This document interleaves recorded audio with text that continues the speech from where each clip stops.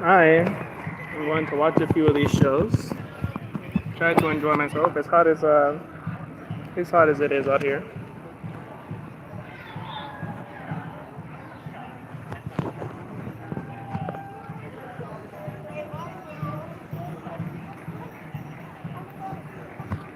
It starts at 3:15. It is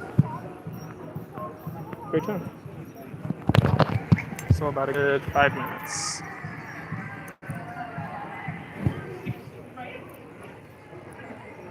Oh my god, I'm so sweaty.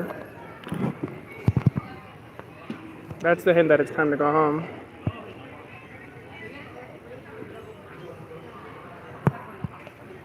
It could be worse.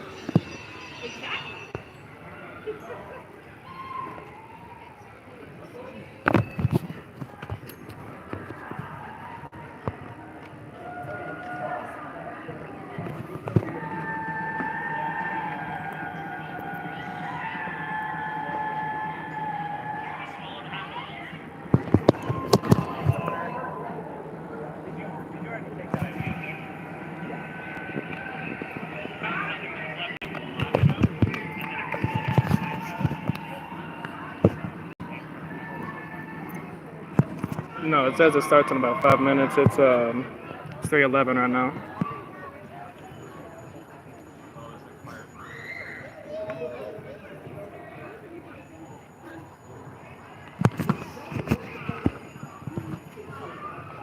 No, I'm gonna be out here for another hour. You guys should come out.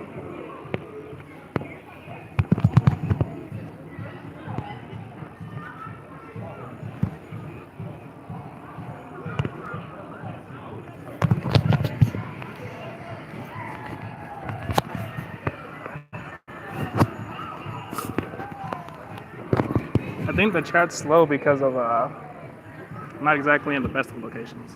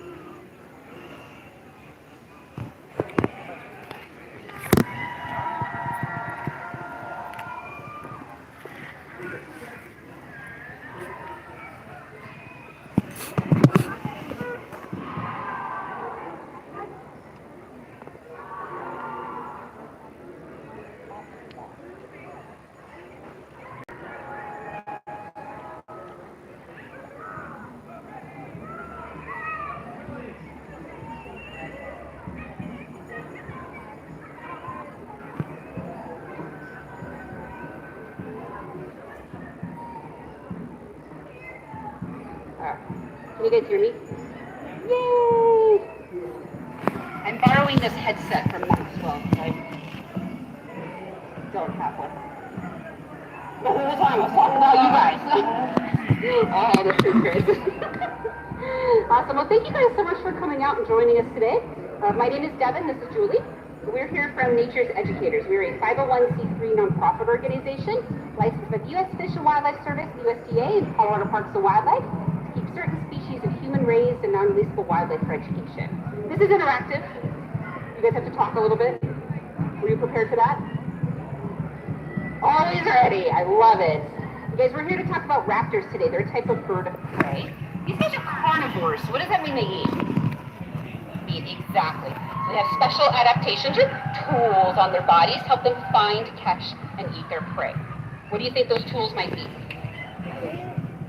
Yep, really good eyesight, right, for finding their food. Sharp, strong talons for grabbing, exactly. What else could they be using? Yeah, sharp-hooked beak for tearing. So we like to say they have built-in knives, built-in forks. Some of them, like owls, have a good sense of hearing. Others, like vultures, have a good sense of smell. All of them have really powerful eyesight. And to kind of give you guys an idea, if I had eyes like a hawk or a falcon, I could stand right here, and I could read a newspaper attached to that tower back there. Wouldn't that be amazing? 12 times better distance vision than we have as humans. So we brought 4 different birds to share with you guys today. And please ask us questions. Like I said, this is interactive. I want everybody to be able to leave this area today having learned at least one new fact about birds. That's the whole point. So this first bird I'm going to introduce you to is a bird we can see here right in this area. We actually saw one this morning on our way in. You want to come out? Come on out. This is this bird's first time at a Renaissance festival, so he's just learning. And you can imagine for a bird, this is kind of scary, right? There's a lot of sights, a lot of sounds, lots of weird things going on, so he's just getting used to everything that's happening here. It's his first day. Does anybody have an idea of what kind of bird this is? It's a kestrel. Good job. This is the American kestrel. The American kestrel is the smallest species of falcon that is native here to the U.S. He's full size, you guys. He's 4 years old. It's not going to get any bigger. His name's Tater Tot. Yeah. The tater tot's nest was blown down during a really bad storm in Texas, and he and his 2 siblings fell to the ground. We don't know what happened to the parents. Some of his siblings were scooped up, taken to a licensed rehab facility, where they were raised to be old enough to fly and return to the wild. His siblings left. He came back. I was like, I don't want any part of that wildlife, you guys. I'm going to hang out here with humans because humans are walking refrigerators. They feed me. Smart bird. He's what we call a human imprint and associates with people rather than with his own kind. He's pretty tiny, but he's still a predator. What do you guys think this bird is going to be hunting? What's he going to find to eat out there? Yeah, insects. What else? Little mice. Yep. Shrews, voles, moles, other birds. Good job, you guys. You got it. The American kestrel's nickname is sparrowhawk for good reason. Falcons are built for speed. They're built for catching other birds right out of the sky. No, that does not make them a cannibal. That's always the next question I get. You guys be cannibals for eating hot dogs and hamburgers. You're aware that those are made out of mammals. We're mammals. He's not out there eating other kestrels, any other species of smaller birds, but we really appreciate that. American kestrels spend a lot of time hunting the European house sparrows and the Eurasian starlings. Hence the names, those are invasive species. They're not supposed to be here in the U.S. Neither are pigeons, neither are collared doves. Kestrels are helping control that invasive species population so the native songbirds have a better chance of survival. The kestrel is one of only a few raptors here in North America where the male and female look different from each other. Most birds, the male is very brightly colored to attract the female. Females are kind of a camouflage color. They need to be able to blend into the nest to protect the eggs or chicks. But when you're a raptor, male and female look the same. But not kestrels. The male has an orange body, blue wings, red tail, black and white striped at the bottom. The females are all brown and black striped on their entire body, including their tail. They look like a tiger. With our kestrels, as well as with most raptors, the female is up to 2/3 larger than the male. So if you have a pair of hawks or owls hanging out in your neighborhood, you're trying to figure out which one's boy, which one's girl. The girl's the bigger one. And that's true for most animals that lay eggs. Sometimes folks have a hard time telling the differences between hawks and falcons. So I want to give you a couple ID tips so that hopefully when you do see these birds out in the wild, it makes it a little bit easier to tell them apart. When you look at a hawk, hawks are really super grouchy all the time. They have a very heavy supraorbital ridge, fancy name for eyebrows. Their eyebrows hang over their eyes, works the same as a hat, keeps the sun out of their face. Falcons don't have that. When you look at a falcon, they look super surprised all the time. Falcons have huge eyes, and most falcons, including all of them that are native here to this area, have a dark stripe or patch underneath each eye called the malar stripes. Those stripes work the same as the stripes under the eyes of cheetahs. It helps to keep the sun from reflecting back off the bird's eyes. So if you can see the bird's face, try to remember hawk, cat, falcon, baseball player. Baseball players got the idea for eye black from falcons and cheetahs. Hawks have a long, skinny beak and short, fat toes. They're mostly killing their prey by squeezing with their feet. Falcons are opposite. Short, fat beak, long, skinny toes. They're mostly killing their prey by crushing with the beak. The hawks have the broad wings and the broad tail for soaring like an airplane. The falcons have the swept back pointed wings, long tail for diving like a jet. So hopefully that helps you guys when you see these birds out in the wild. Now we talked about the dark stripes under his eyes, but did you notice he also has black spots going all the way around the back of his head? Any idea what those might be for? It's protection. Exactly. Have you guys ever heard that saying, I've got eyes in the back of my head? This is where that saying comes from. Those are called ocelli, or false eyes. No matter what direction this bird turns his head, it looks like eyes. So he's a predator, but he can still be prey to other larger raptors like a red-tailed hawk or Cooper's hawk. So by having eyes in the back of his head, those other birds think, oh, well, he's already spotted me. We want to try to find something else a little easier to catch. So it's a really cool defense mechanism. Pretty cute little guy, huh? Do you have any questions about the kestrel or about falcons? His name's Tater Tot. Very spoiled. Any other questions about him? His favorite is chopped up mice. Do you want some? I brought some. You already have food. You're good. Okay. I see. Well, they didn't offer you guys anything. He flies in our show, but he's never been to a Renaissance fair before. This is his first day. So we did a little practice with him yesterday, and he was not interested. He's like, there's way too much going on here. The area that we fly in, we live in the desert. We don't have trees. And he's like, what are these plants? What is happening here? So it's going to take him a little while to get used to it before he learns how to fly out here. He's like, these are not cactus. I don't understand. All right, you guys, didn't he do a pretty good job for his first day out here? Yeah, give him a round of applause. Good job, little Tater Tot. He's like, that's right. I'm adorable too. All right. So the next bird I'm going to bring out is a bird that we don't see in the wild here. They're more Texas, New Mexico, Arizona, Central, and South America. We're going to see if you guys have an idea of what kind of bird he is. It's okay if you don't know the species. At least tell me if you think he's a hawk or a falcon. And use those tools I just gave you.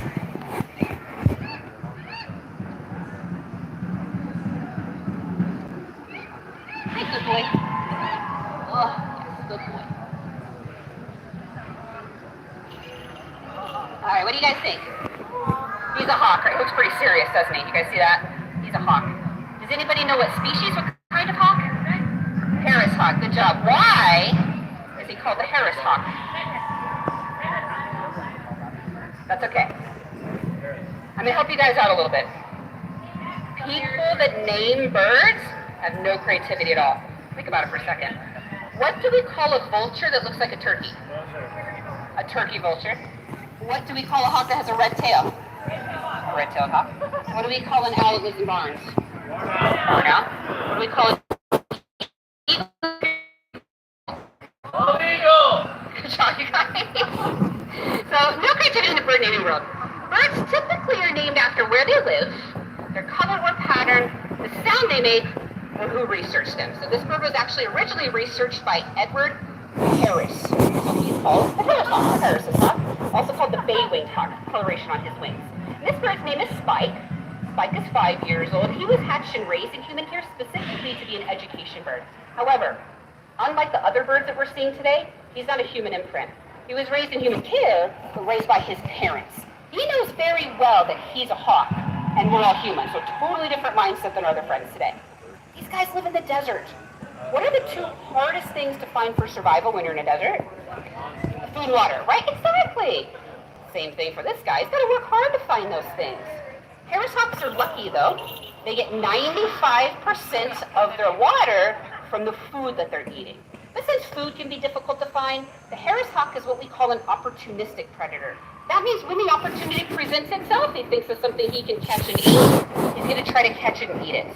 So they'll hunt everything from insects to snakes, frogs, toads, lizards, other smaller birds, camels, prairie dogs, squirrels, and rabbits.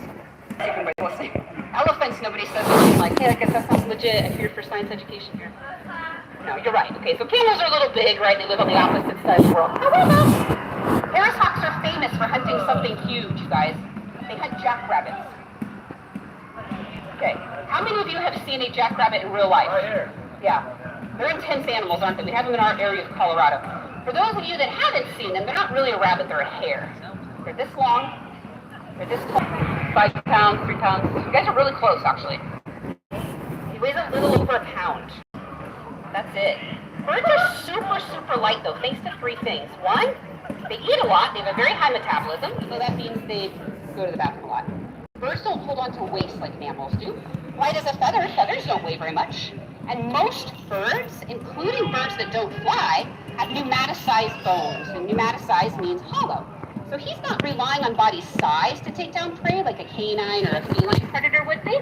He's relying on speed, agility, and the power in his feet. This bird can squeeze 260 pounds of pressure per square inch.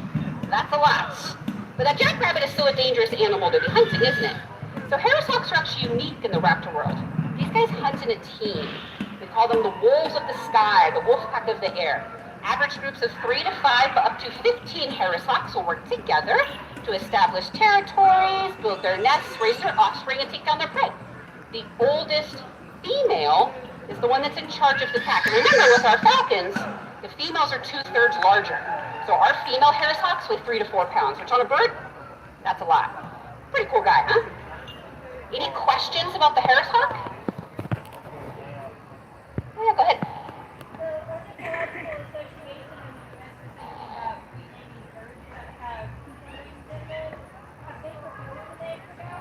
Actually, they're going back to the original name, which is bay-winged hawk. But we will not make that change until that change has actually been implemented. So first we'll call him Harris hawk. Edward Harris. He worked hard to study these birds. Any other questions about this guy? Yeah, go ahead.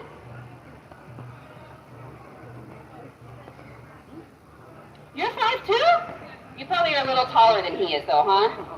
Yeah.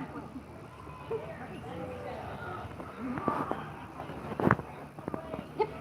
I actually did that in Colorado. It's called abatement. Yes. We use Harris hawks a lot because they're very good what we call A to B bird. So we can. I don't care about football anyway, so it doesn't matter. I don't care. The oldest female. Yeah, the oldest female is always the one in charge of the group. I know, right? It's pretty cool to be Harris hawk.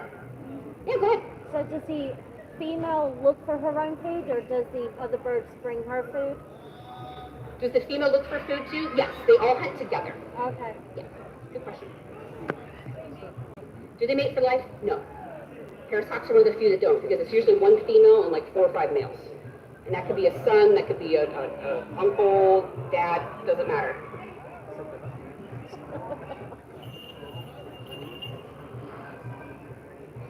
Do our what?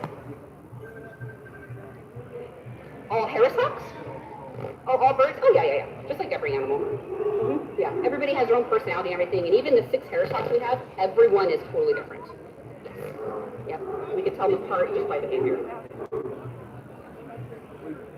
All right, guys, did he do a pretty good job out here? Yeah, give him a round of applause. Good job, Mr. Spike.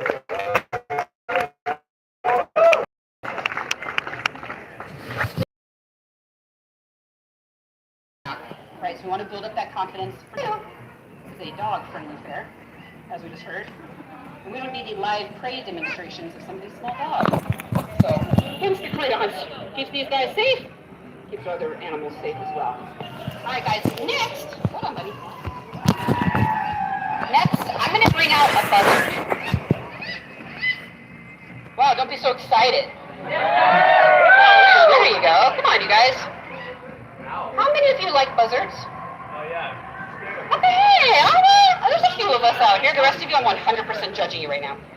Buzzards are really cool birds. They live on every continent except Antarctica.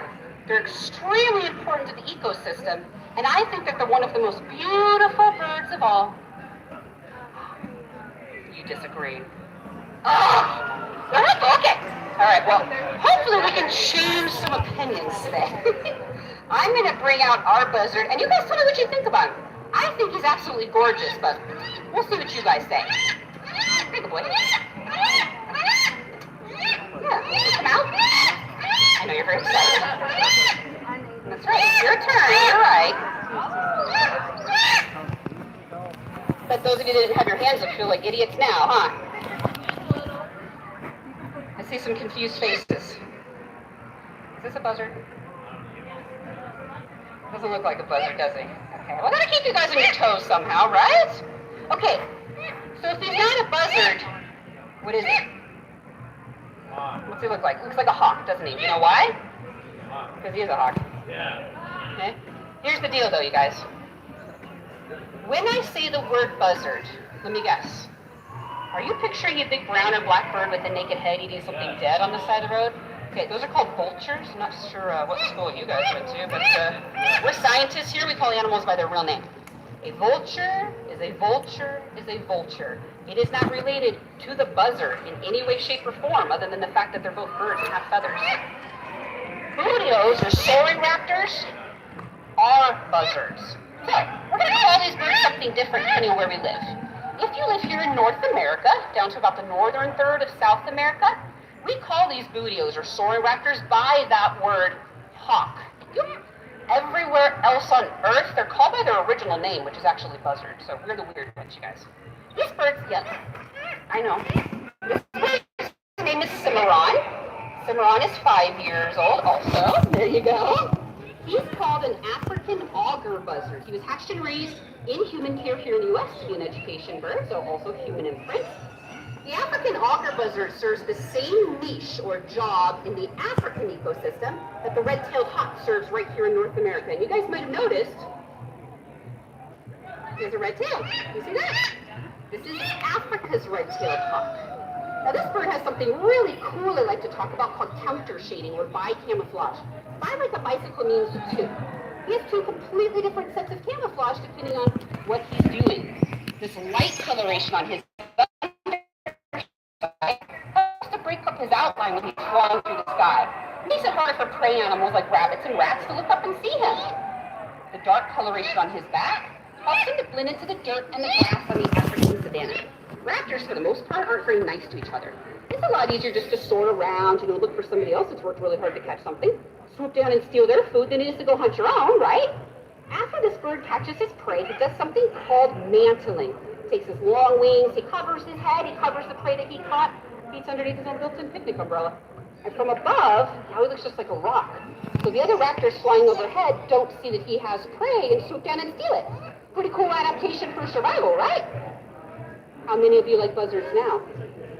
Yeah, I told you guys, give this bird a round of applause. You did a good job out here. Yeah! Good boy. Any questions about the buzzard? No. Yeah, go ahead.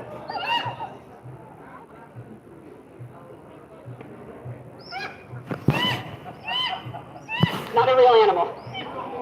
No. Not a real creature. I'm so sorry to burst your bubble. It's the whole Pluto thing too. It's called a turkey vulture. It's the same as when people call the pronghorn an antelope. We do not have antelope in North America. It's the same as when people call a bison a buffalo. We also don't have buffalo in North America. It's a really old nickname. So years and years and years ago, when the European settlers came to North America and were studying the animals here, they saw our two vulture species, the turkey vulture and the black vulture. They weren't able to get close enough to those birds to realize that they were vultures. So they said, okay, they have two big bootios species, but everywhere else, bootio means buzzard, right? So after a few years, we made a mistake, the nickname had already stuck. So people still will mistakenly call them turkey buzzards. But turkey buzzard's like a dragon, not a real creature. So I'm glad you asked that. Thank you. Any other questions about this guy? Yeah. Do you have any, use him for jobs other than education, hunting other birds? I don't use this bird for abatement or anything else other than education. I hold 11 different licenses, but he's on my education license specifically. Now, I do have one of my hunting birds here today. I'm a master falconer, so during hunting season, instead of hunting game with a gun or a bow and arrow, I hunt with eagles, hawks, and falcons. So I did pull a Nebraska, we're in Kansas small game permit, and this morning before you guys got here, I was hunting the squirrels. You're welcome. No, we eat the squirrels. Yeah, so falconry is a hunting sport. So we're eating what the birds catch. That's why we don't hunt things like mice, rats, things like that. We train our birds to go after grouse, pheasants, quail, squirrels, rabbits. I hunt mostly jackrabbits, actually. Did you have a question? Or are you just stretching? What do you do? Go ahead.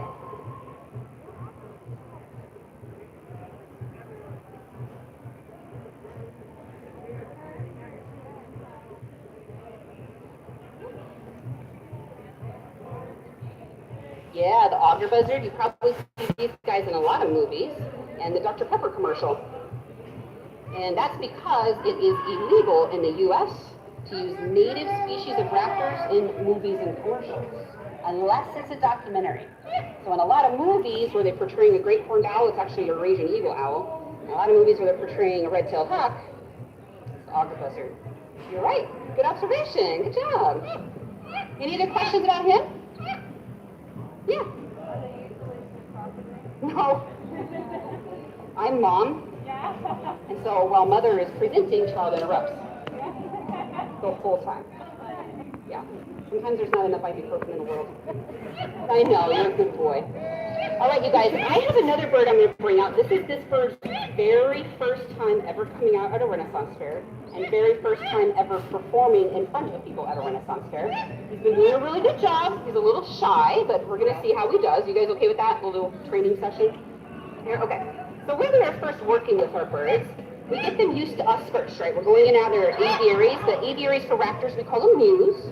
So we're going in and out of mews. Good boy. Step up. Good job. So we're going in and out of mews.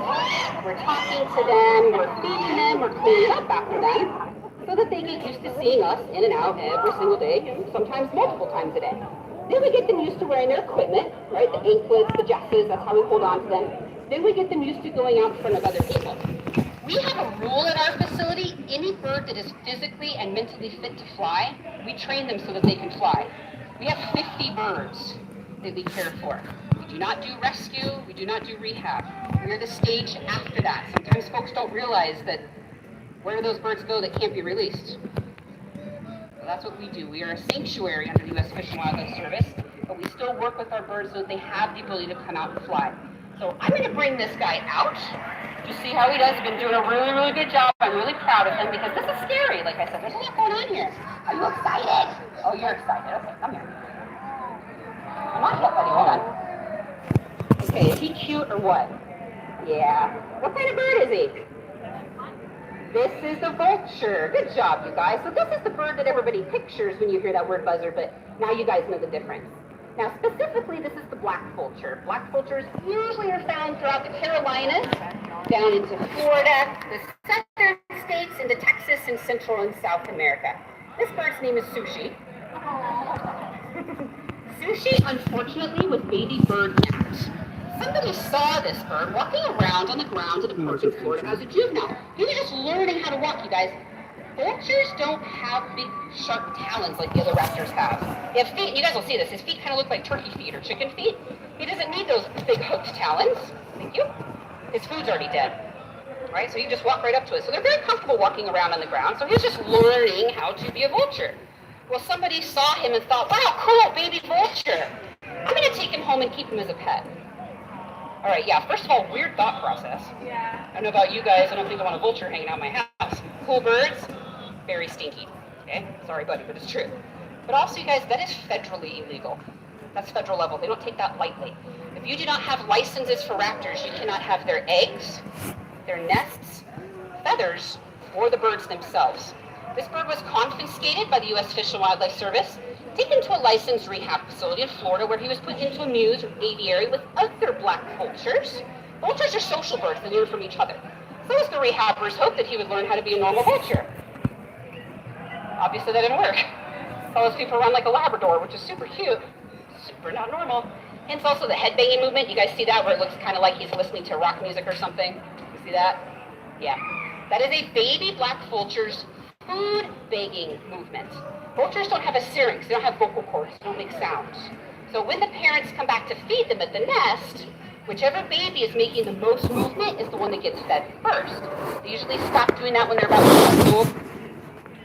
4.5 years old. So definitely a human imprint associated with people. Sometimes, unfortunately, people think vultures are ugly birds just because they don't have feathers on their face or their head. Lots of birds don't have feathers on their face or their head, you guys, including the turco, which we so love, turkeys, here in the U.S. But let me tell you guys from experience, turkeys, not the brightest bulbs in the chandelier, okay? Vultures are highly intelligent birds. This vulture can solve all of the same puzzles that we give to the crows and parrots at our facility. The reason most vultures don't have feathers on their face is for eating dead stuff.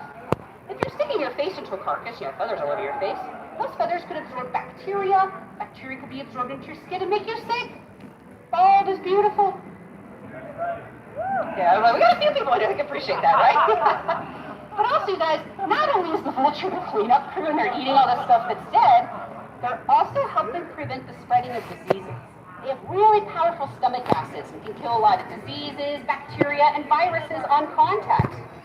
This is who's ridding our ecosystems of tuberculosis, rabies, salmonella, E. coli, botulism, and anthrax, just to name a few. So I understand that to some people are as cute as an owl or as regal as an eagle, but we absolutely have to have vultures out there in the ecosystem, or our ecosystem's going to collapse. So what do you guys think? Pretty cool bird? Yeah, give them a round of applause. Mr. Sushi, good boy. He's doing great. All right, you guys. So, how many of you learned one new thing about birds today? That's awesome, you guys. Hopefully this presentation inspires you, though, to take some time and look at the birds that live around your home, wherever everybody's from, and really give these vultures a little bit of love when you see them. We've got the turkey vultures flying around in here, those big black birds with the silver lining under their wings, a little bit bigger than our black vultures here. These guys are just a little bit smaller than our turkey vulture. You guys have the chance to see those guys zipping around here today. I'm going to hang out up here for a few minutes with Sushi, so he can get used to you guys coming up to the edge of the stage, ask questions, take his picture. He's handsome, he knows it. If you would like to help support our nonprofit program, we have our donation basket in the back and in the front. 100% of those donations go back to care for the 50 birds that we take into schools, libraries, and things like that. Thank you guys so much for coming out today. I really appreciate it. I hope you enjoy the rest of your day. Thank you.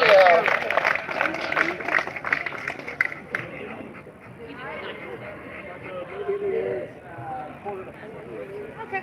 Want to finish this?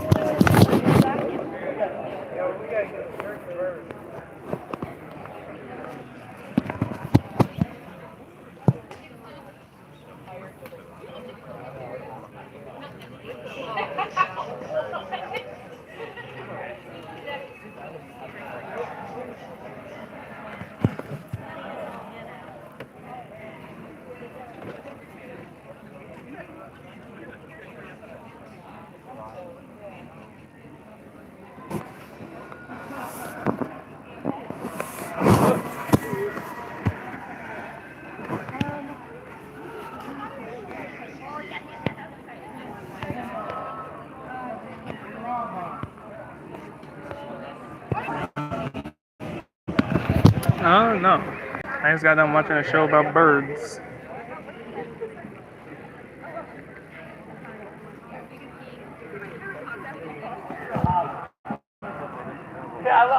No, they showed a vulture, hawk, and a sparrow, I believe.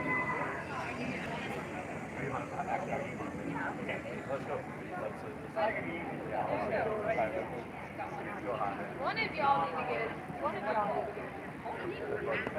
need to get. 20 minutes, 30 minutes.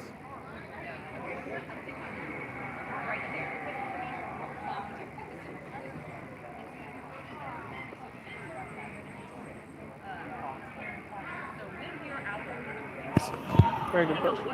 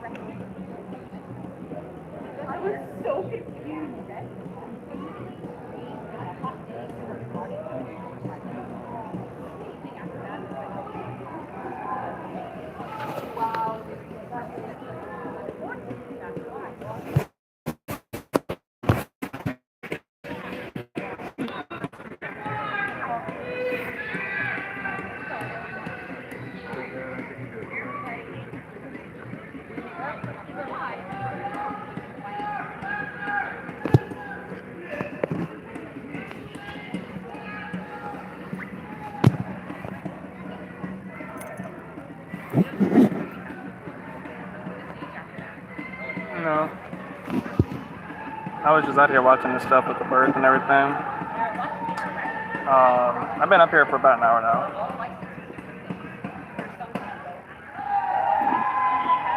Just a little bit over an hour.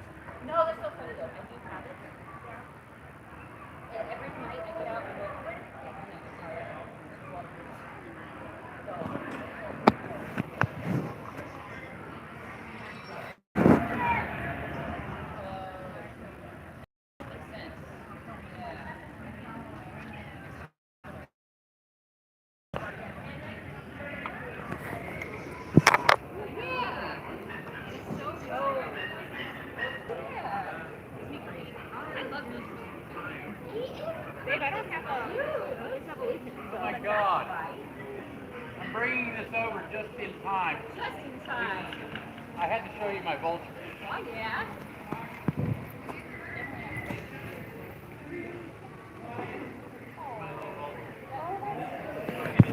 Oh, that's so cute. I love it. So adorable. Hey, too cold for me, Chris.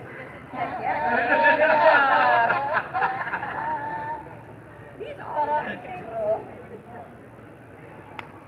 He's a good boy. Hey, you know what game birds are good at? Playing flips. You know what I mean? We deal with this every day. Got another one. Huh?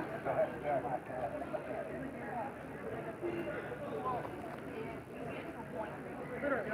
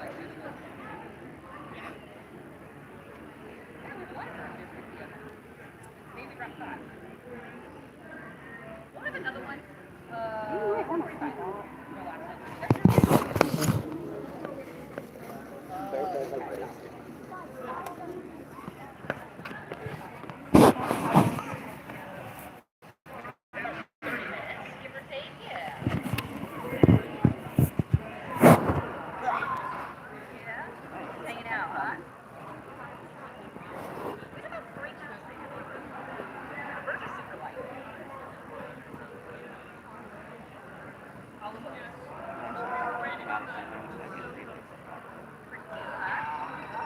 That's why. Look, it's like, baby, I need you to stop what you're doing and just be there. And he's fine. He's fine. Let me guess. I have to be able to say, oh, he recognizes that he's setting it up, but he's too impatient, and he's just like, just do it. Really, dude?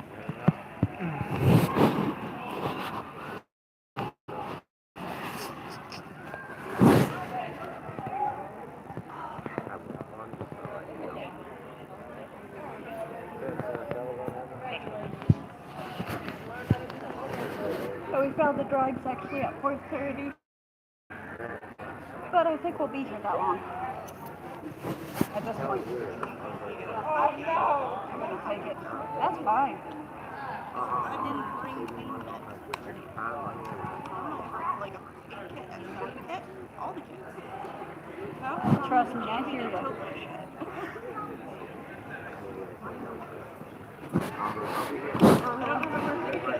But you know what I do have?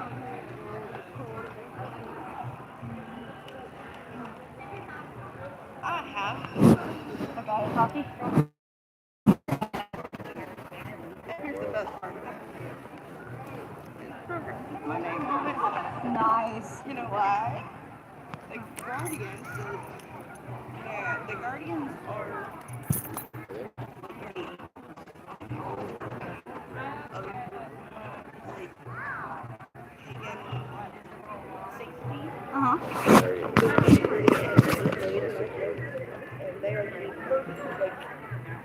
Yeah. Yeah. Do you want anything to happen?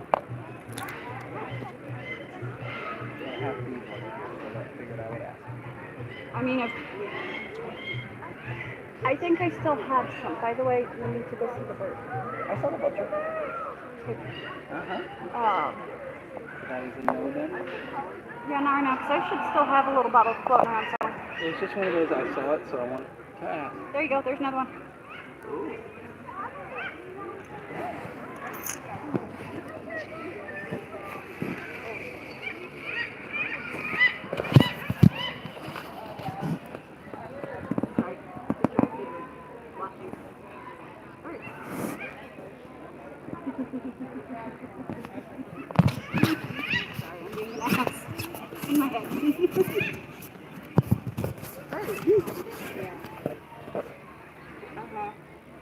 That's all I need to say.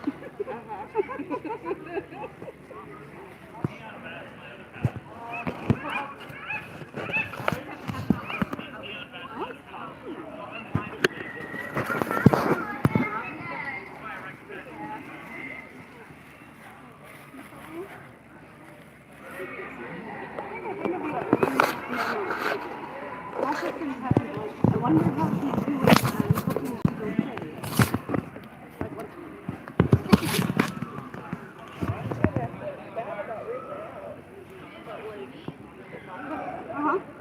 That is me. Like, I will think of people all the time.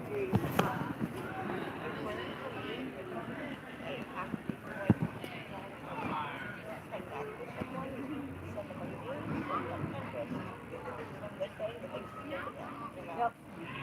And I'm the one that I'll get that and I'll just, like, see it and forget it. Just respond with, like, a smiley face or something like that. That's it. Like, I don't actually, interact.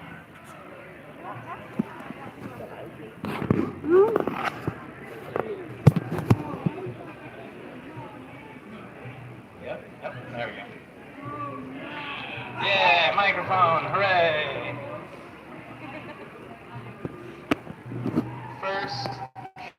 First day of the season. I'm officially burnt out. It's not as hot as last year. We hit triple digits opening weekend most days, or most years. This year's not as bad. Yay! Unfortunately, it's 20 degrees hotter up here than it is down there, but that's a career choice. But I also wear pajamas to work, so it's fine. This is flip-flop from all my other shows. Normally everybody's like crowded on this side and not on this side. Now everybody's like...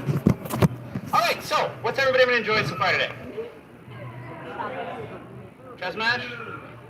or chess, just chess, not the human combat chess match. Regular chess. No, it's actually over that way, but that's fine. What else has anybody enjoyed?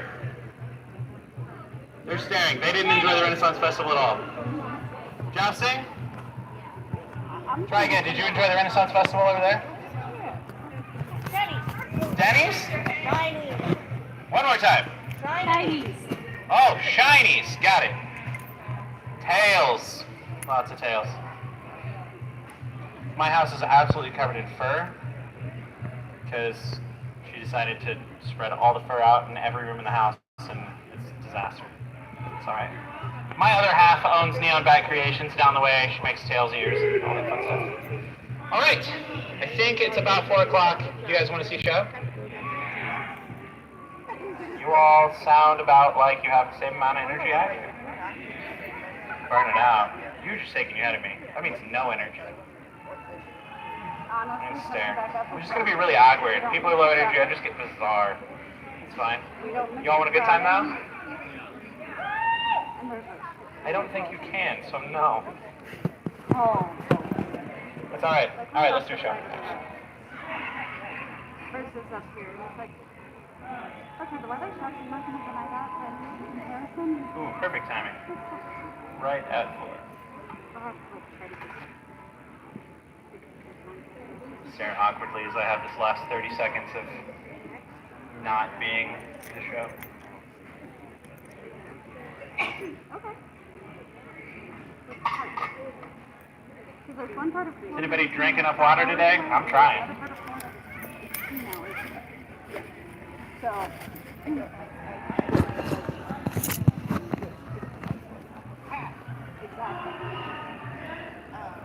All right, ladies and gentlemen, I'm Maxwell the Magnificent. I am a juggler. We're going to play with fire, some sharp objects, and at one point we're going to do both.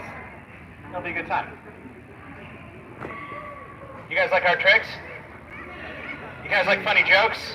Yeah, you're in the wrong place. I got a lot of jokes in my show, and they are not funny. I assure you. But I'm going to say them anyways. All right, so this is the actual juggling portion of the show. We're going to start with one torch. I usually do one torch to draw a crowd or like to light early and sit and chat with everybody. But I also like to do a warm-up trick with one torch. So what we're going to do with this one torch trick is I'm going to throw this torch with my nose and I'm going to catch it with my forehead. Everybody's staring at me awkwardly like, what? So I'm going to bounce on my nose like that and I'm going to throw it up and catch it with my forehead. You're all sitting there wondering why I don't have any hair on my head. It's called male pattern baldness, man, but thanks for assuming. Appreciate it. All right. Let's go ahead and give the trick a try. Now, I've messed this trick up a lot. It's a very difficult trick. But for the first time on stage ever, I dropped the fire portion of it on my face this morning. I didn't get burned. My reaction time's good, but it's still very funny to me. It might happen twice. They say lightning doesn't strike the same place twice. Whoever says that's never seen a lightning rod.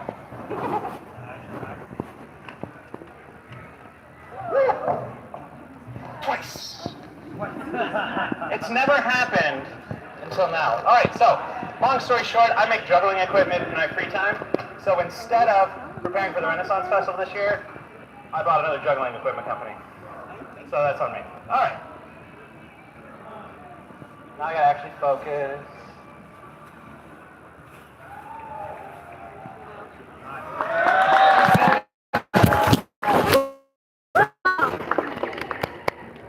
If I don't get the trick on my first try and make a mistake, I'll try it again.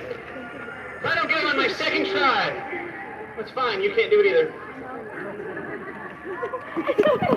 Fire's staying up here, but I burn every crown. All right, do you guys like the no-handed juggling trick? You guys want to see me juggle more stuff? With more fire? Oh, they're getting some energy now. I think everybody was in a turkey coma during my last show. The crowd was huge, and everybody was just... Nobody wanted to be here. And it's hard. So, like, as an entertainer, it's hard to have a ton of energy unless my audience has some energy. You guys seem to be just fine. Now, this is my... If that's the reaction I get when I call you just fine, I might need to find some better verbiage. I'm getting really excited. All right, so this is my 10th year on stage here at the Renaissance Festival. So I decided to spoil myself, and I bought myself a fresh set of torches. They're also a little sticky in the handles. The knob thing, that was just me being a bad juggler. Juggling's hard enough, so juggling with my face, you know, it's just something I shouldn't do. So I might make a couple extra mistakes throughout the show just because fresh torches, but that's all right. I think we're going to have a good time.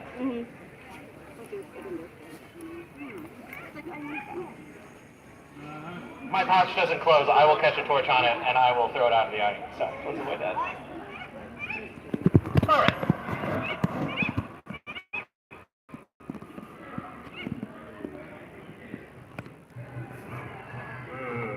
I like to face this way, but the wind's blowing this way gently. That's all right. All right, so the first trick is going to be an easy trick. We're going to do a multiplex trick. Throw all the torches at the same time. We'll all go different heights and different spinning speeds. Here we go.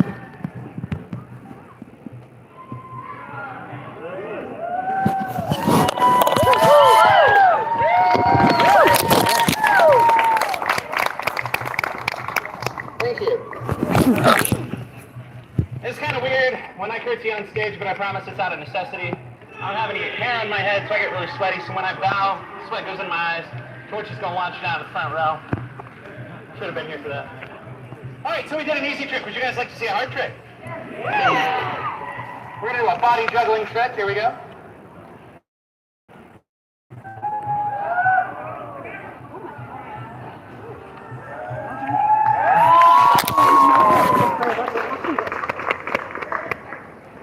All right, we did an easy trick to a hard trick.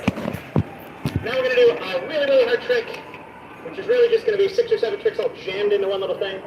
It's one of my favorite sequences I ever put together, but I enjoy it. I hope you do too. Here we go.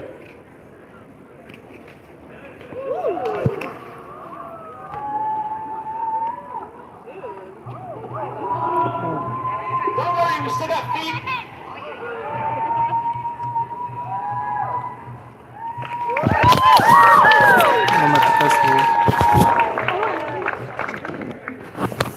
We make mistakes, we juggle with our feet.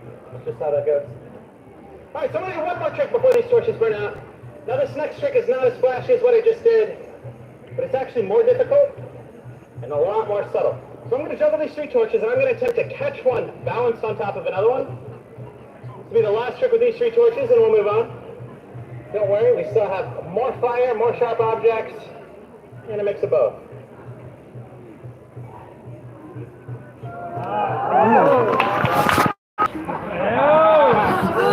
Like that. As I said before, I burn every audience I've ever had, but I never throw my torches out in the audience.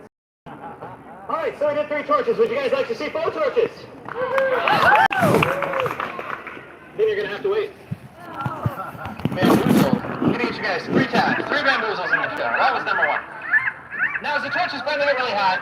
They don't get too hot to refuel, but if I refuel them hot, they only burn half as long. So we want, you know, the fire to last some time. So while we wait, how do you guys feel about sharp objects?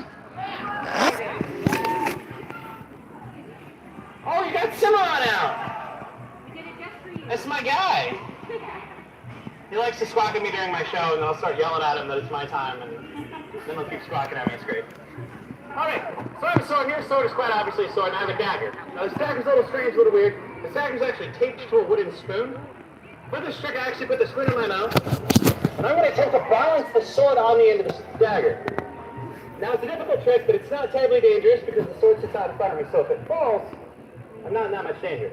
So to make the trick truly dangerous, once I have control of the balance, I'm actually going to try to take it higher and higher until I have it straight up and down, end to end, right above my face.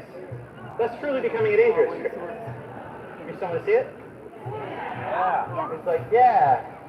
He doesn't, but everybody else does. I'll do it anyway.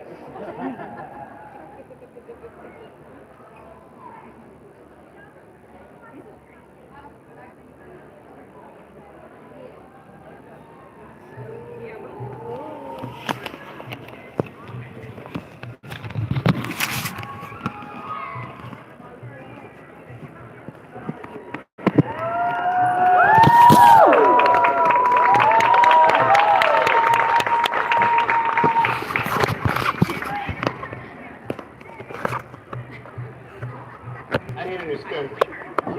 Does not taste very good. What? with the sword because I'm always worried about the sword breaking. Swords have like a little more flex. But one year with one of my daggers, I went to throw it like that, and it went between the slat and it went tink, tink, tink, snap. And I'm like, nope. Sword is way worse to replace, so I don't want to do that. All right, now I did promise you more fire, so we're gonna do that now. You're the only person sitting in the sun right now, and it just is hilarious to me. You're also wearing a very bright shirt, so you just look at beacon, like, I'm right here! Sorry. I just look at everybody, and I just can't help myself. It's part of being on stage. It's like, you know, you grow up not getting enough attention, then you wear pajamas to work and talk to everybody. Seriously, this is how it goes. All right, so we started with 1 torch. We've done 3 torches. We're going to move on to 4 torches. Now, I do have a little lull every time I go to my fuel can, because I reset my fuel can nice and tight just for the sake of safety. So when I fuel the torches this time, instead of just staring awkwardly at you guys, we're going to try a joke. It's not a good joke. I told you this time. It's not a comedian. Still want to hear it? Yeah, we'll keep that one. What do you find in a clean nose? Everybody's staring awkwardly like, no, we regret, we don't want this. Fingerprints.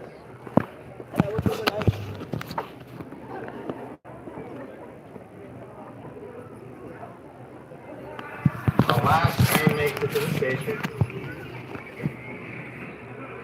My niece told me that when she was 4. It's my favorite joke I've ever heard now. Told you the tricks are good, but the jokes are bad. Don't worry, the jokes will get worse.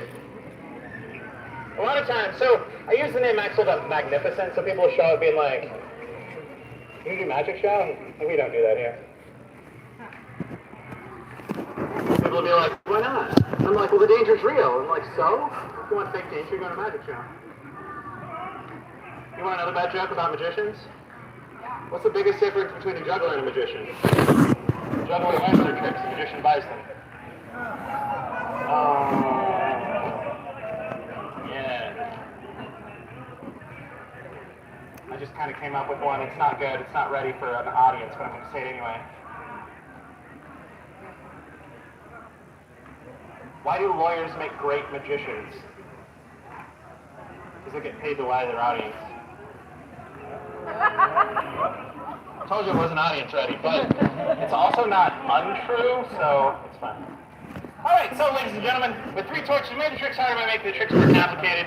4 torches, we're going to make the tricks harder by making the tricks bigger. So what I'm going to do is I'm going to start with the smallest trick that I can do with 4 torches. We're going to work our way to the highest trick thrown with fire here at the Renaissance Festival this year. Does that sound good? Fantastic. Alright, 4 torches, tiny trick first. Looks kind of like this.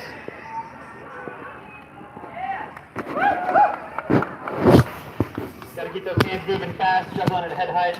We'll throw a little higher. This is what 4 torches would normally look like. But since I got whoops for the low trick and nothing for the normal trick, I'll throw it a little higher.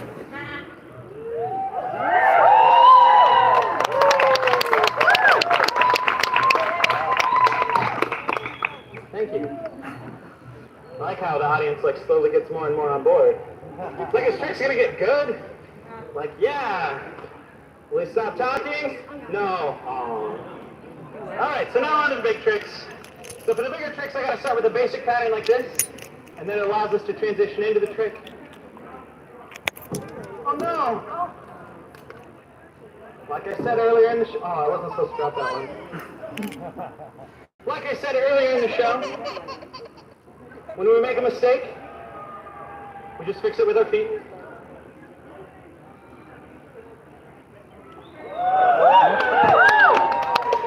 We just fix it with our feet.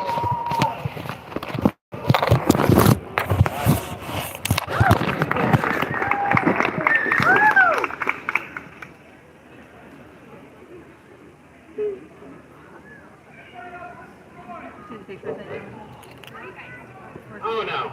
I got a big trick still with 4 torches. What?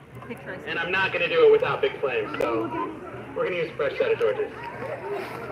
You guys want to see the big trick the right way, right? Yeah. Yeah. I can refuel the torches hot. Sometimes the flame flares up really big and crashes really fast. It's not the best. Or do I have to do like the big trick again before I do the really big trick? Just really big trick? Just a really big trick and move on? You gotta do it. You don't have to tell me to do it. It's part of my show. I'm watching the show. You juggle 2 with one arm behind your back, and I will juggle 4 with one arm behind my back. Is that fair deal?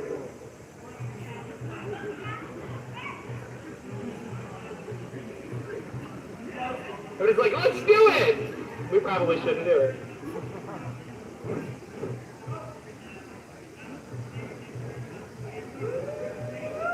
Oh, wait for it, wait for it, wait for it.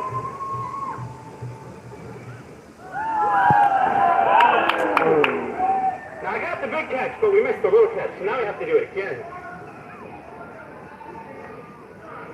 Okay, but see, the thing is I know I can do it. We don't know how many tries till I do it.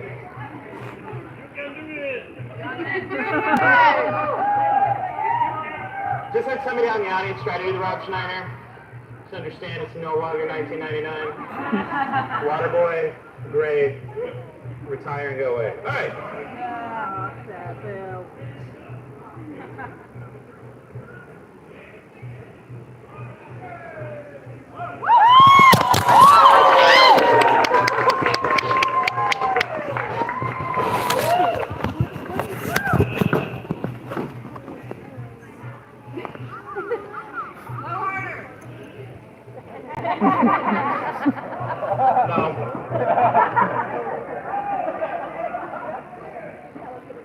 Alright, do you guys like the big trick? So I learned the foot trick in case I messed up the big trick, but then I messed up the easier trick and just threw everything off. That's fine, you guys still like the trick though, right? Yeah! That's what's most important. Alright, so I have more sharp objects, including the most dangerous prop I've ever made. In the fire, but because I want to do some tricks of my favorite prop. I'm going to do some tricks of the giant yo-yo. Now the giant yo-yo is called a diabo, which just means two-sided yo-yo. There is also a single-sided yo-yo called a monobolo. Bob Incredible Juggler occasionally does one in his show if you've never seen it. Highly recommend it. Now just like any time it has to spin to function. This is what I do to make this one spin. Now it just sits down the string, I pick it up. Goodbye.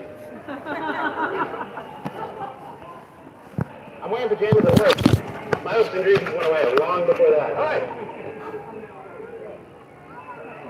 So you can throw it up, it'll come down, it'll just sit there, it'll rest on the string, it won't go away. It's just like a normal yo-yo when you throw it down. But because it's not attached to the string, it allows us to do some other things. Tricks that may look like this. Got a lot of oohs out of that one. But we can also do some cooler stuff, some faster, flashier tricks.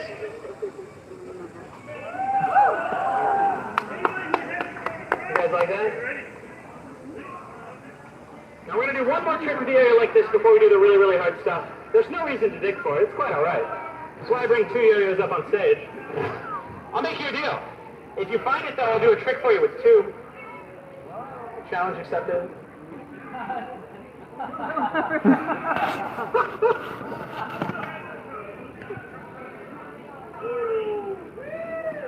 Thank you. We'll do the trick with 2 at the end. Now we're going to do another trick that I added to the show last year. It wasn't really show ready.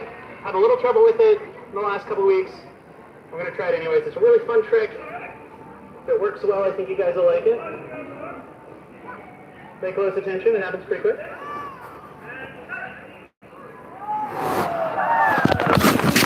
You guys like that one? Now, like I said, the yo-yo just sits on a string like this. For the next 2 tricks, we're going to change it. Change the whole dynamic of what we're doing. I'm actually going to turn the yo-yo up sideways, end over end.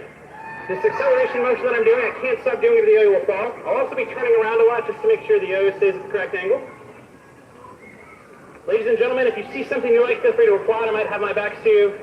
Now, you can take all the pictures and videos you want, but if you're recording a video, watch me with your eyes, not through your phone. If you're watching through your phone, you might as well stay home and watch that on YouTube. All right. Something I like about what I do, just to tell people to be present in the moment. If you see a trick you like, feel free to applaud. Ladies and gentlemen, the next few tricks are going to be done from here. Oh, they like it. All right, let's give you a trick. We'll start with a big trick.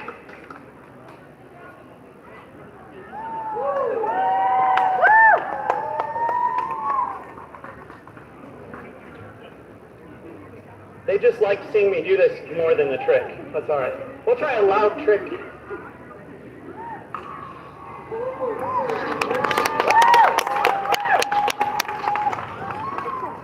All right, now a really hard trick. Now this is my favorite trick in my show. My favorite trick with this prop. It might be my favorite trick I've ever learned. Look forward to sharing with you here.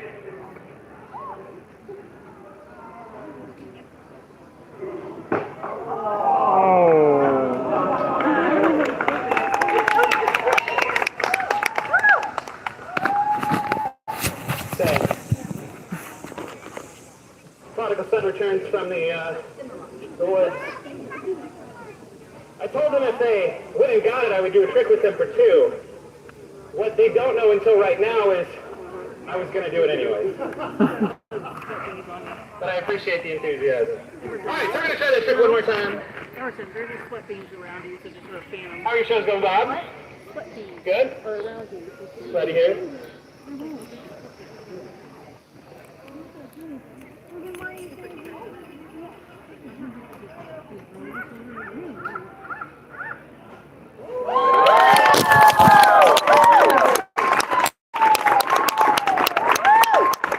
What a good audience.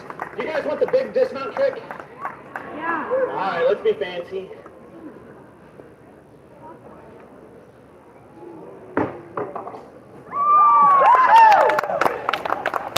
That's what we call a good recovery, because I just totally bailed on that trick.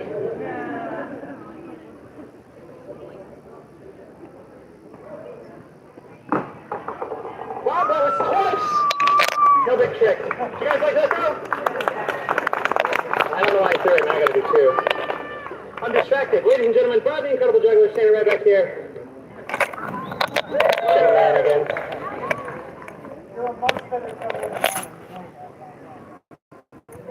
You can do something that I can't, and I get jealous when you do it. I can get a Medicare check. You have a head of hair.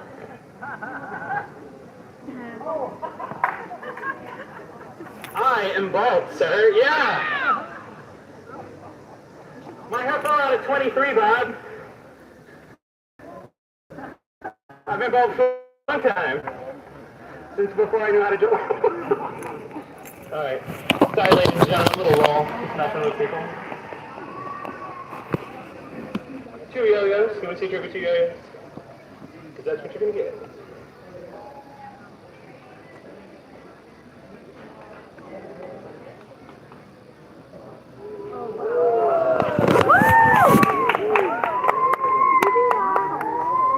I love the enthusiasm, but that's not even the trick. That's just two. We're going to do the trick here. Pay close attention, it happens pretty quick.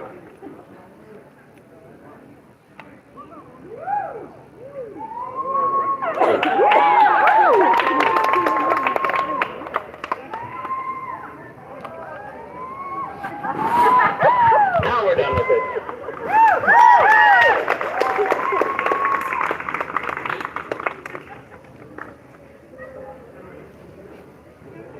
My show's not funny, but I appreciate it.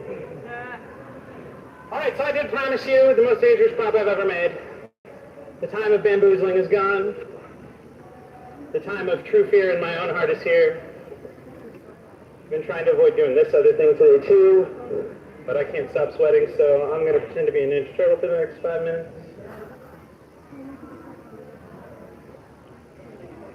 The next part of the act is split into two parts. And in one of the parts, I will not be able to wipe sweat off my face, and I need to be able to not get sweat on my face. Sorry. You can just stare awkwardly. I don't care what I look like, I just care about the tricks, so, you know, be an ugly juggler, it's alright. Now, ladies and gentlemen, the most dangerous prop I've ever made, let me introduce you to fire knives. Like, now people often ask, like, why are they so dangerous? Well, they're knives instead of torches. People ask me all the time if the danger is real. Made the joke earlier, if you'd like fake danger, go see a magic show. But, just for example, they are quite sharp. One of the other reasons they're so dangerous is that if they burn, they can get more than 200 degrees hotter than my normal torches. So if I make a mistake, like I have with the torches, instead of having a nice cushy thing of Kevlar that I can smack the torch away real quick, I'll get instantaneously burned. Whew. So they're kind of scary. Now, ladies and gentlemen, I'm a good juggler. I'm a pretty great juggler. You saw me throw a torch high. Voice. Only care for the scream. Ladies and gentlemen, I'd like to present to you the passive. I did not enjoy that. For everybody that's mad that kettle corn gets stuck in their hair, understand that I wish I had hair. It's just my subtle revenge. Alright, how do you guys feel about kettle corn? Is that weird? Awkward? Yeah. It's just a hole going into the finale. You guys ready for one last fire trick? You want to see more fire than anybody else out here at the Renaissance Festival do on their own? That was less than do you want fire. Alright, I will give you the level of fire that you get excited for. How much fire you want to see? That's fire. Oh yeah, I threw my torches everywhere. Alright, so a little bit about the torches as we go to the final trick. We started the show with 1 torch, we've done 3 torches, 4 torches. We're going to finish off with 5 torches. Now you guys saw Bob the Incredible Juggler over here talking. If you've never seen his show, I highly recommend it. Bob's a great friend, awesome mentor, probably the reason I'm a performer today. But the most things to ever juggle on fire in a show are 4. So we're going to try 5. There is one more act that also juggles fire on stage out here. You got the Jester Rejects. Is that how you feel about him? He's very funny.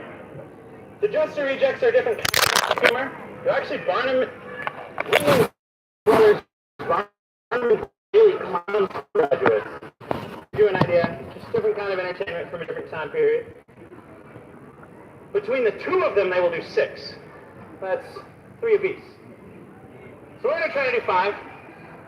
And the reason I try to do 5 is not because I want to be better than anybody else particularly, but because I like the challenge. If I knew the show was going to be easy, and then I could land every trick on my first try every time, I'd kind of be bored up here. If you ever go see an entertainer and they're bored, they're sick of what they do, it's like any job. They don't want to be there, they're not fun to be around, they're not funny. My jokes weren't funny, so shame on you for laughing now, that's bad. But I just like the challenge. So if I don't get it on my first try, I'll try it again. But if I don't get it on my first try, don't hold it against me too much, because at the end of the day, you can't do it either. Fire fans. I don't want to hold on to it. I want to throw it. You want another bad joke? Do you know why I don't spend fire? Because I like to throw up. That's not funny. Don't worry. I got one more joke before the show's over. Alright.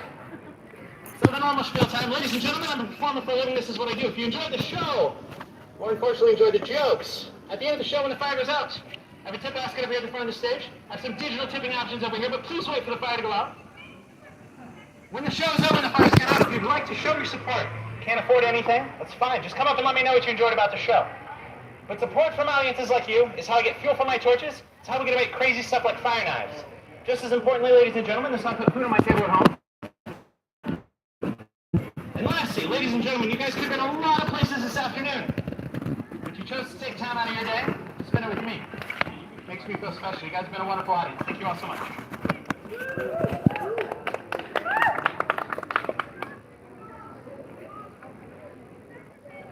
All right, ladies and gentlemen, 5 flaming torches, the finale. Here we go.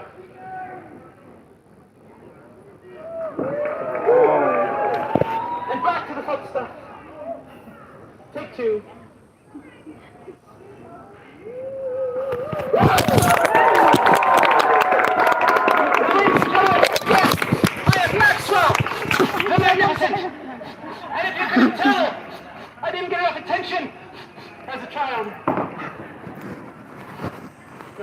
Sorry. We'll just put them out. We'll just... Oh, the candles on the cake, not an 8. I'm stalling because there's one more joke. That wasn't a joke, that's just me begging for attention. Alright. Now I told you I was a juggler, not a comedian. You guys kept laughing at my jokes. Time for the last joke to prove, once and for all, I'm not funny. Are you guys ready? Blowtorch. Ladies and gentlemen, I am Maxwell, the Magnificent. That has been my show. Thank you all so much. Ladies and gentlemen, we have community at Kansas City Renaissance Festival.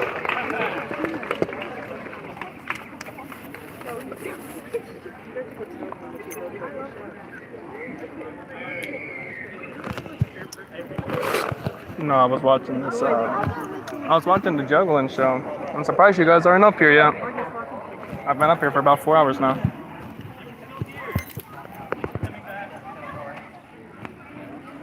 The chat's a little delayed right now.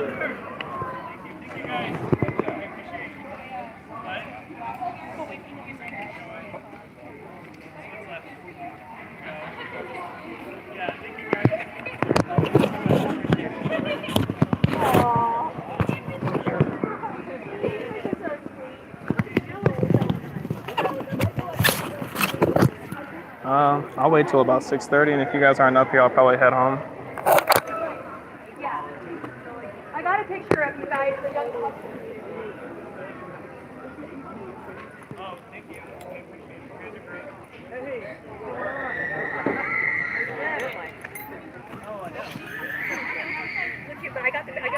got the video. I got the video of sister-in-law. Daughter.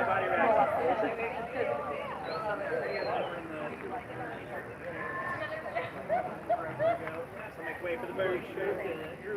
It's their final show coming up.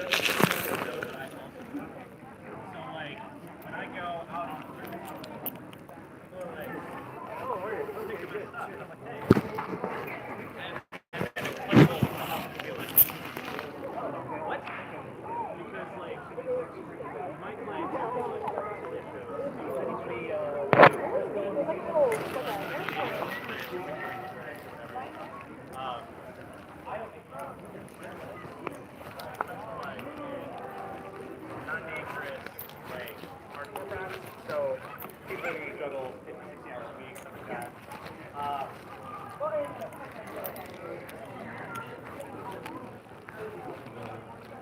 Over here with me.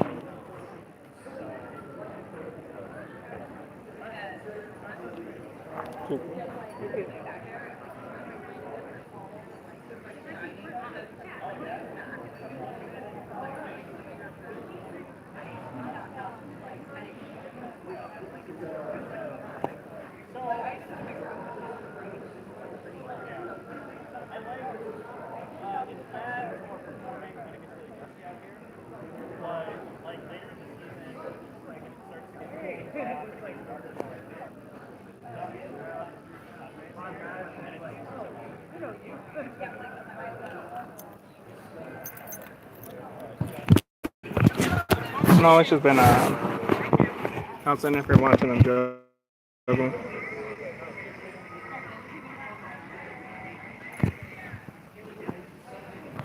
Oh yeah.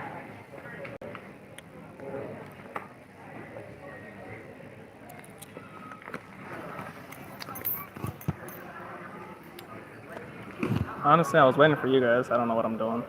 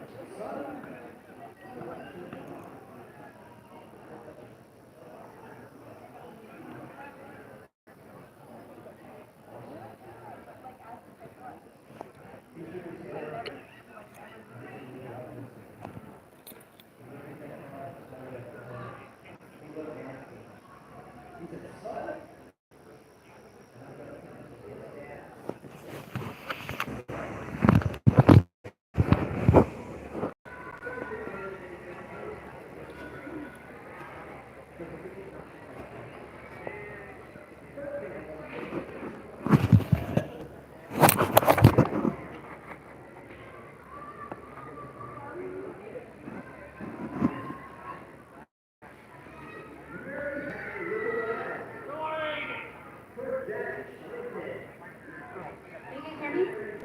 Yeah. Awesome. Good to see you. Excellent. All right. How are you guys? Good. My name is Devin. This is Julie. We're here from Nature's Educators. We are a 501c3 nonprofit organization licensed with the U.S. Fish and Wildlife Service, USDA, Colorado Parks and Wildlife, keep certain species of human-raised and non-municipal wildlife for education. You guys want to move closer? Yeah. Go for it. You guys want to move closer? He's like, maybe. Yeah, might as well.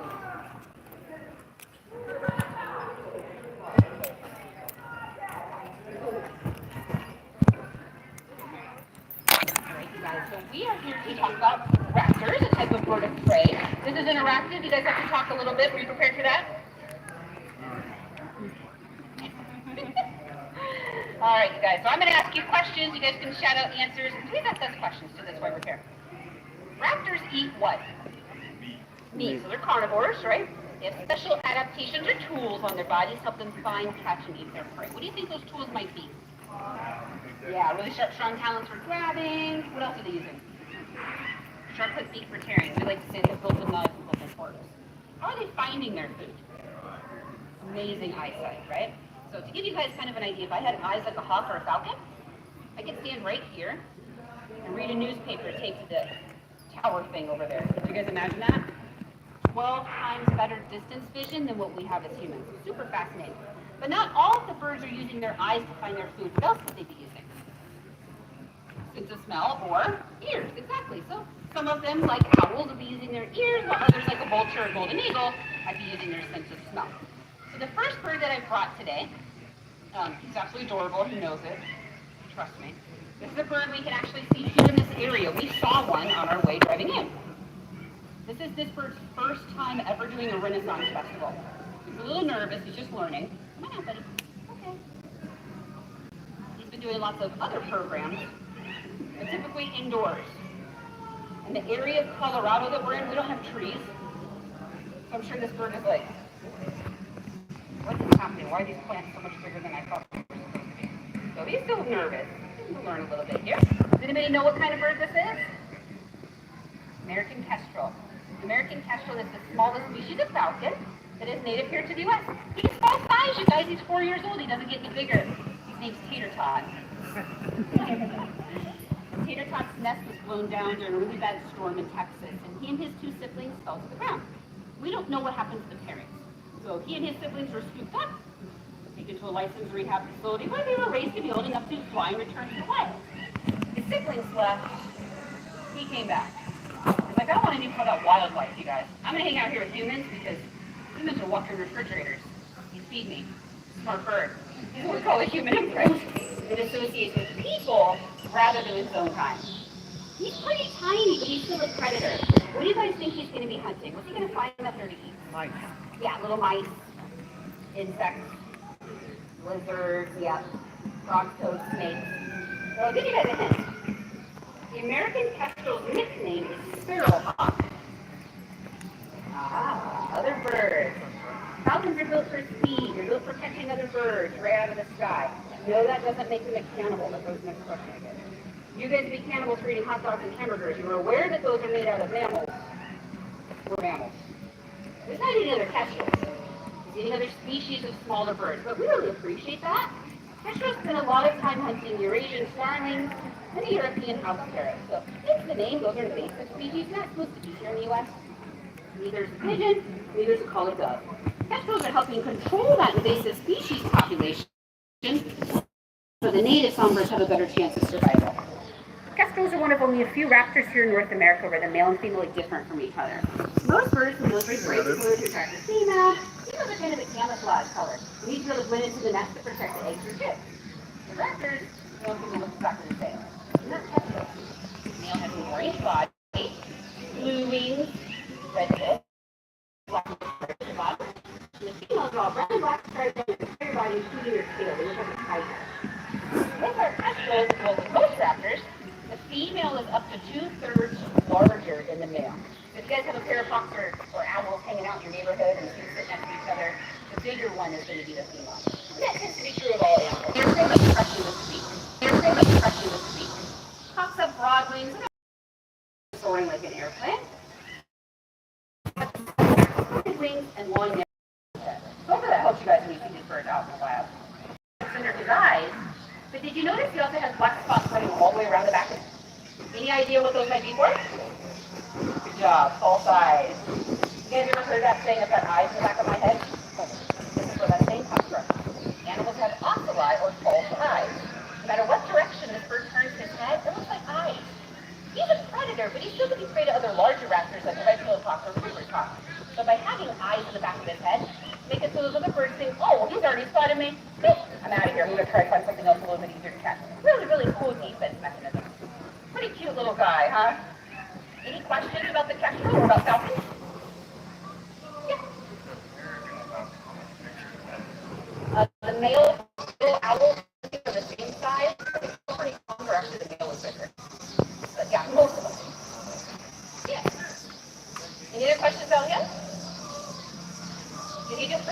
for his first day out here, you guys?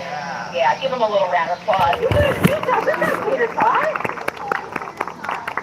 He's like, all right, I love applause. Oh my God, that's great. He's used to flying indoors, like I said, so outside, so he's like, I'm a house falcon. I don't go outside. What are these elements? All right. The next bird I'm going to bring out is one that we don't much on the have shore here in now. this area, but I want to see if anybody knows what kind of bird he is. And it's okay if you don't know the species. At least tell me if he's a hawk or a falcon, and use those tools I gave you guys. Anybody? Come out.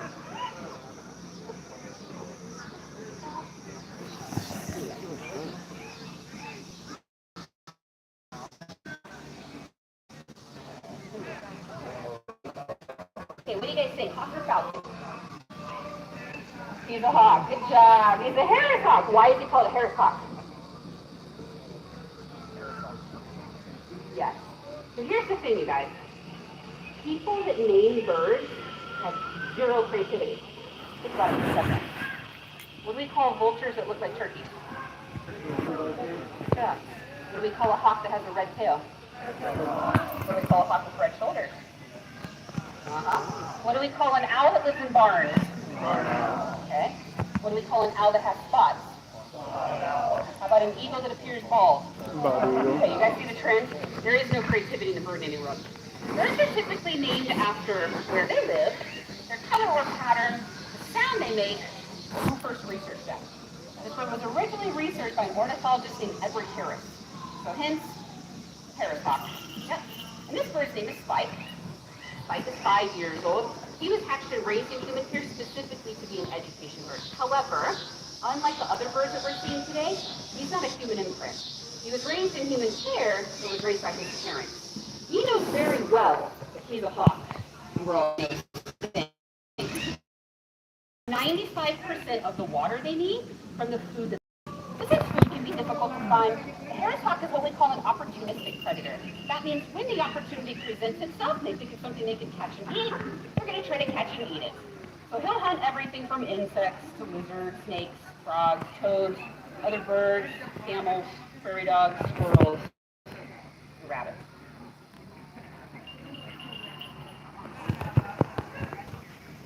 Did you guys catch that? Okay. I throw a random animal in every time just to see if anybody's listening. Sometimes it's elephants and nobody says anything. I'm like, I guess that sounds legit. For those of you that weren't listening, camels are a little big. And they live on the opposite side of the world, hint, hint. However, Harris hawks are famous for hunting something huge. They had jackrabbits. Okay, can tell by how anybody's not reacting. You guys have never seen a jackrabbit in real life. Yeah, there you go. Okay, some of us have. We have them in our area of Colorado. For those of you that haven't seen them, they're huge. They're not really a rabbit, they're a hare. They're this long, they're this tall, plus their ears. They can weigh up to 12 pounds and run 45 miles per hour. How much do you think Spike weighs? 15 pounds? 20 pounds? 20 pounds? 4 pounds? 4 or 5? He weighs a little over a pound. Oh. That's it, you guys. They just pretend to be really strong up here. There's not a lot going on. Super, super light, okay? Birds are light, though, thanks to 3 major things. For one, really fast metabolism. So they eat a lot, but that also means they go to the bathroom a lot. They don't hold on to waste like mammals do. 2, light as a feather. Feathers don't weigh very much. And 3, most birds, including a lot of our birds that don't fly, have pneumaticized bones. That means hollow. So he's not relying on body size to take down prey like a canine or a feline predator would be. He's relying on his speed, his agility, and the power in those feet. This bird can squeeze 260 pounds of pressure per square inch. That's a lot. But that jackrabbit is still a dangerous animal to be hunting. So Harris hawks are actually unique in the raptor world. These guys hunt in a pack.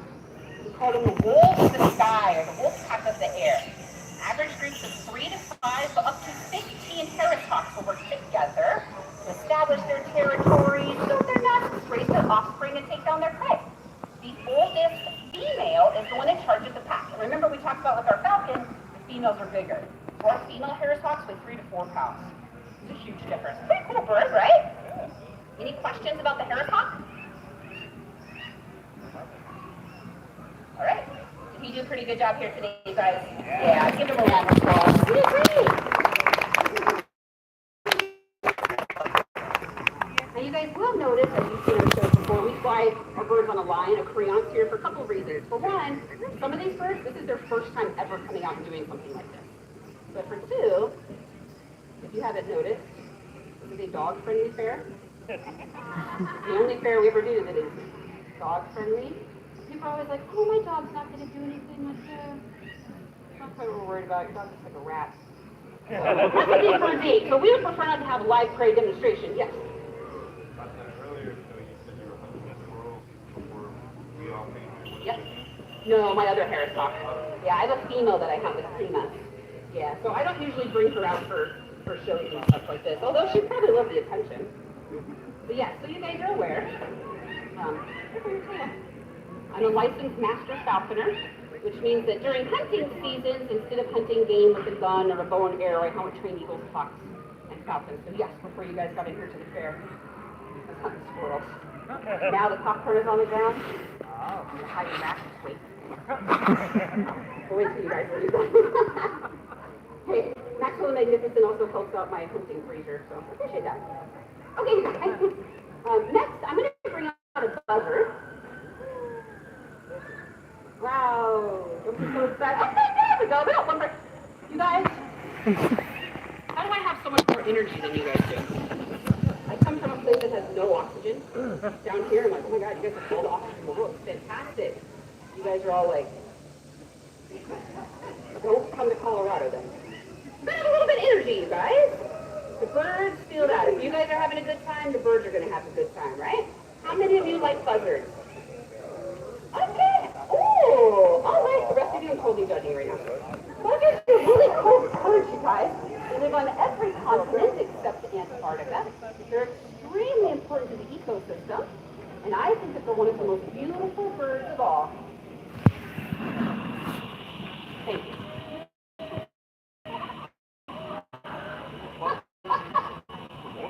Everybody else is like, no way, I'm going to play around on my phone or just sit backwards and talk to people.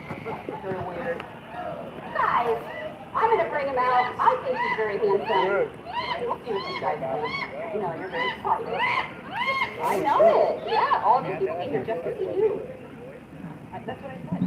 Very exciting, isn't it? Very talkative. What do you guys think? I think he's beautiful, isn't he? Yeah. Does he look like the typical buzzard that you picture? No. What's he look like? He's just like a hawk, doesn't he? You know why? He is a hawk.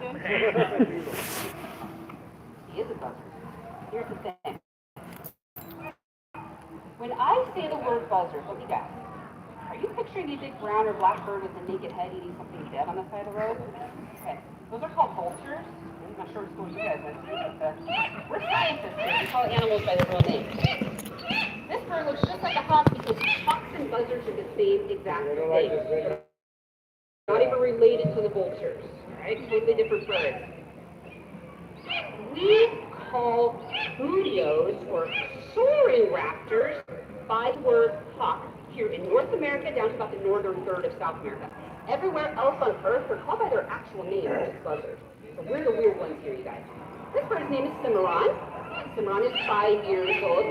He was actually raised in human care here in the U.S. It's big to be an education bird. He's a human imprint. He's called an African auger buzzard. The African auger buzzard serves the same niche or job in the African ecosystem that the red-tailed hawk serves right here in North America. You guys might have noticed he has a red tail. Did you see that?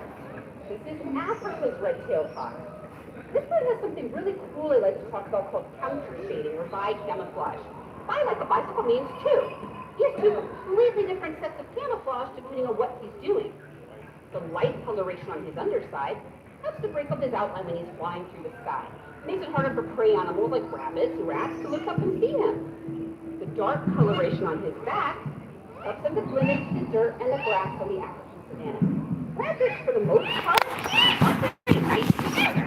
It's a lot easier just to soar around and, look for somebody else if it's really hard to catch something. Swoop down and steal their food than it is to go hunt your own, right? After this bird catches his prey, it does something called mantling. He takes his long wings, he covers his head, he covers the prey that he caught, and he eats underneath his own built-in picnic umbrella. And from above, now he looks just like a rock. So the other raptors flying overhead don't see that he has prey and swoop down and steal it. Pretty cool adaptation for survival, right? How many of you like buzzards now? Oh, I told you guys. Give this bird a round of applause. You did a really good job out here. Good job, Mr. Cimarron. Yeah. I know you did great. Any questions about the auger buzzard? Yeah. So do they basically follow the same aspect of multiple and circling the prey? That's Do they what? because I know when people think of buzzards, they always think of multiple birds like circling the prey in the That's because sky. you're thinking of a bird that is not a buzzard. It's the same thing as when people call a bison a buffalo. We do not have buffalo in North and South America. It's also the same as when people call pronghorn an antelope. We don't have antelope in North America. So it's the same thing, it's just an old nickname that people use for vultures. Yeah.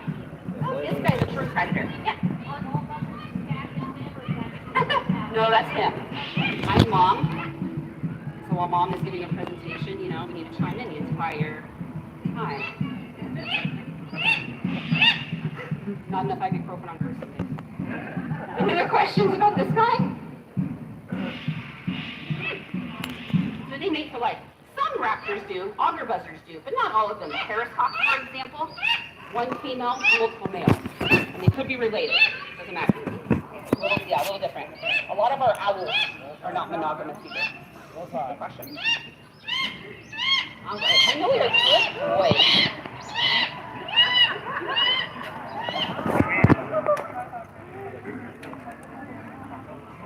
Okay. All right, guys. The next bird that I'm going to bring out, this is his first day ever doing a Renaissance Festival as well. It is also his first day ever performing in front of folks like this. Are you guys okay with that? Cool. Training session?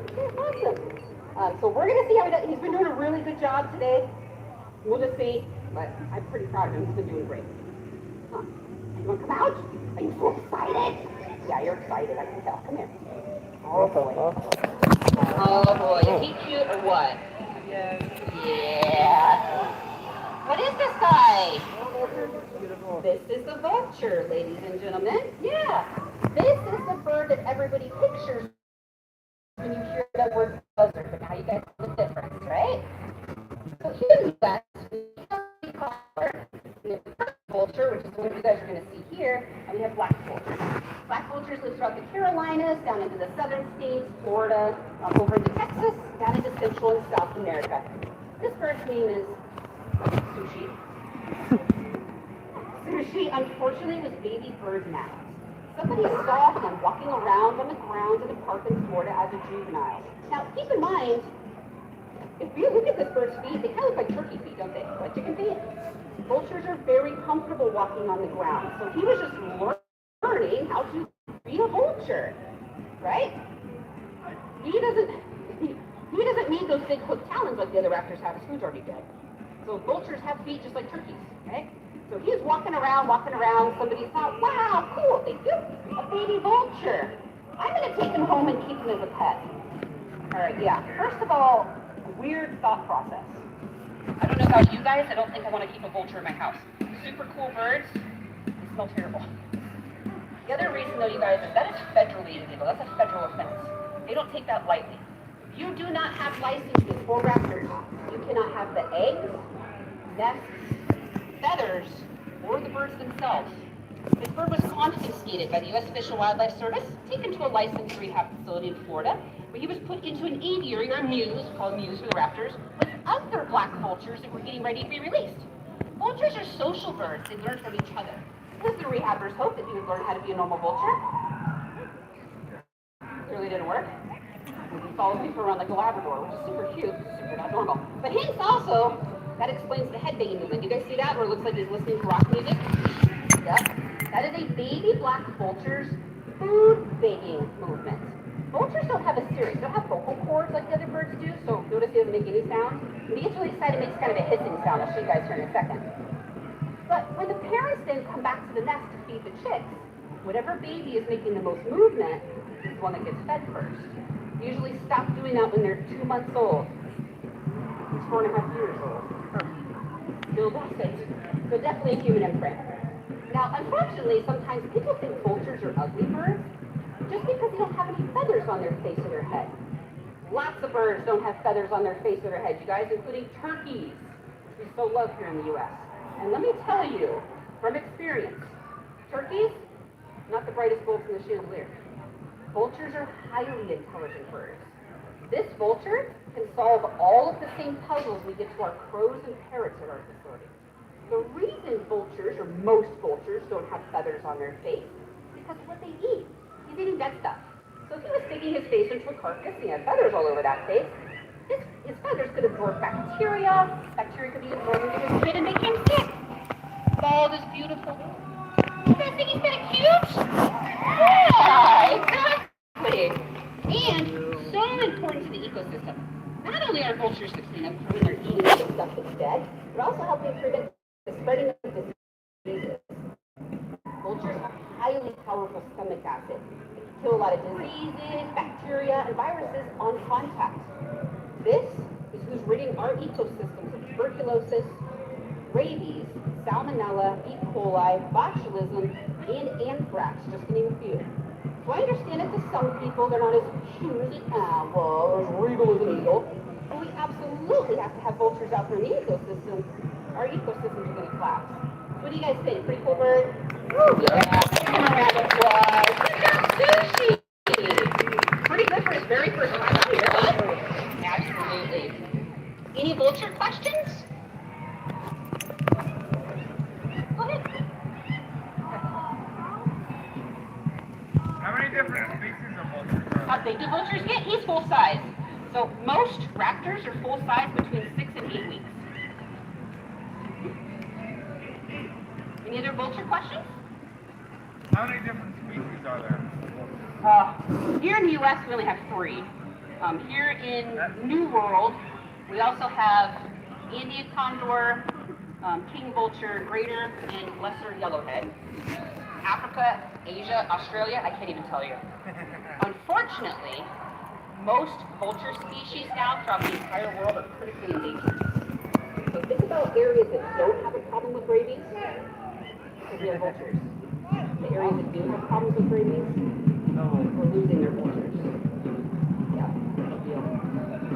Any other vulture questions? All right. How many of you learned at least one new fact about birds today? Oh, that's awesome, you guys. Hopefully this presentation inspires you to take some time to look at the birds that live around your home, wherever everybody's from, but also the birds we have right here in this park. We've got Sushi's cousins, turkey vultures flying around. We've got great horned owls. We've got red-tailed hawks, Cooper's hawks, and we saw an American kestrel this morning flying in, a little falcon here. I'm going to hang out here for a little bit with Mr. Sushi. You guys are welcome to come up to the edge of the stage, take his picture. He's very handsome, he knows it. Ask me all the questions you would like. If you would like to help support our nonprofit program, there's 2 donation boxes here. We're on the way out, one this way if you're going this way. 100% of every dime into these boxes goes back to 50% here for our facility. You guys hang out for a little bit. We're going to have Maxwell's Mishap series, a fire juggler.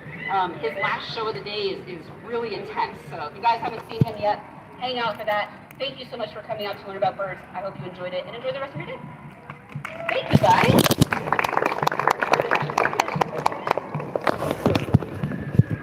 We haven't looked around the video very long. Just looked at 2 straight shows.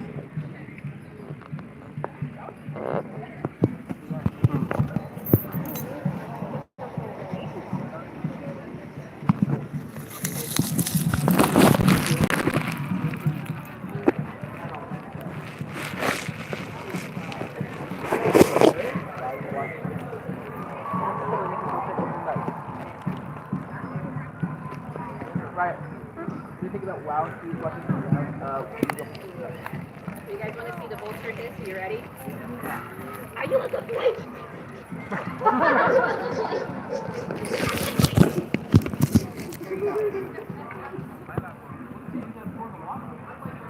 a baby baking thing. So this is a baby. When the parents come back, they do this little. I mean, they get fed, right? But that's basically the future. So we're almost 5 years old now. Every day.